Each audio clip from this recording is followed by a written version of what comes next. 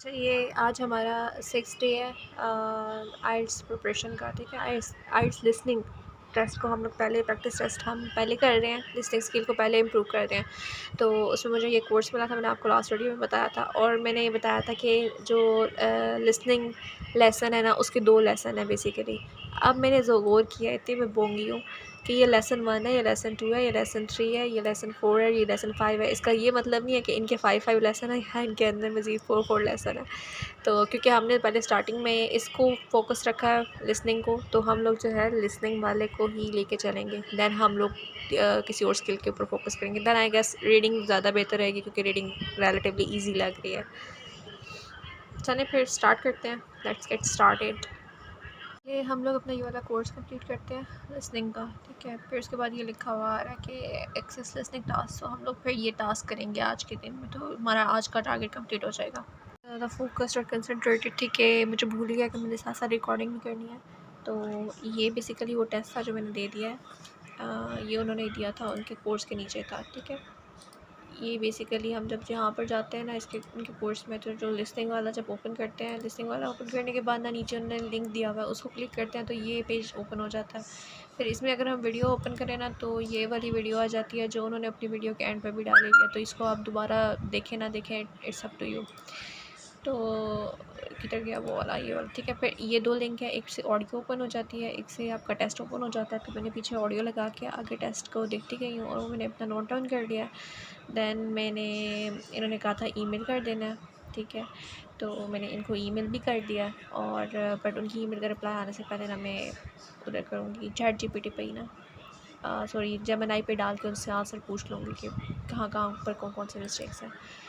और बाकी ये टेस्ट था, इसमें बाकी तो मुझे ठीक लगा, बट मुझे ना ये वाला इस वाले पार्ट में थोड़ा सा मसला आया था कि ये वाला तो मैंने अटेंड कर लिया था, लेकिन इसके बाद भी रिकॉर्डिंग ऑन हुई थी, और मैं इतनी बोंगी हूँ कि वो रिकॉर्डिंग बेसिकली नीचे वाले आंसर्स के लिए थी, और मैं बीच में पॉज हो गई। मैंने कहा पता नहीं क्या वो फजूल बोली जा रही है, बोली जा रही है। जब मैंने गौर किया तो वो यही वाले क्वेश्चंस थे। ठीक है, और फिर उसके बाद इसी तरह इसमें भी हुआ है कि ये वाले पूरे होने के बाद ये वाले खुद ही स्टार्ट हो गई थी। ये दोनों एक ही रिकॉर्डिंग में था, और इसी तरह ये वाले सारे एक ही रिकॉर्डिंग में थे, और ये बहुत ज़्यादा कंफ्यूजिंग था लास्ट वाला पार्ट, बहुत ज़्यादा।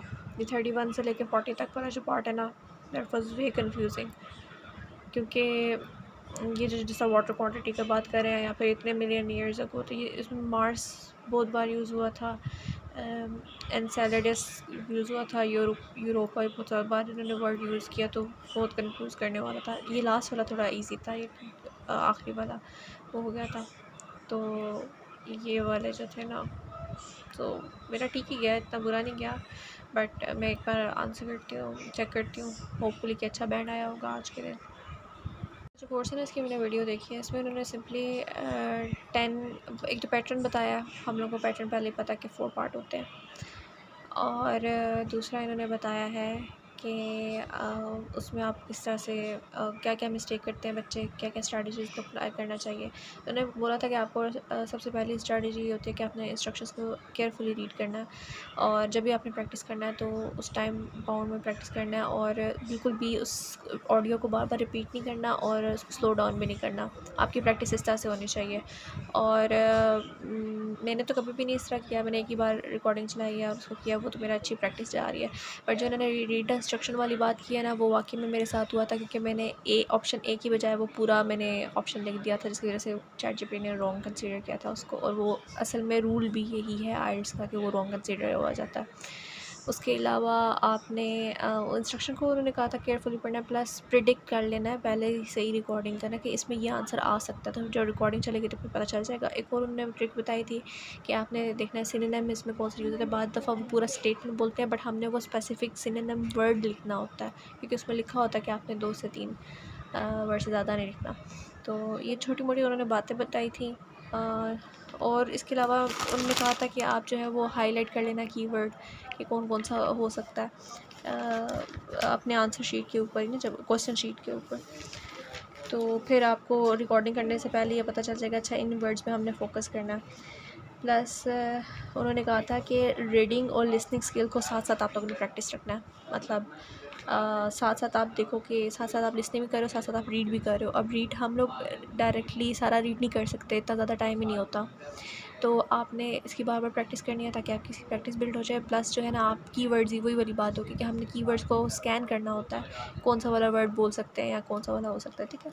और एक और उन्होंने बहुत इंपॉर्टेंट बात की थी, उन्होंने कहा था कि अगर आपको लगता है ना कि ये अगले क्वेश्चन तक पहुँच गए, जैसे अभी मेरे साथ भी हुआ है, लाइक मैं बताती हूँ इसमें कि मैंने ना ये वाला अटेंड किया था और जब मैंने थोड़ी देर बाद और किया तो वो इस वाले तक पहुंचा हुआ था।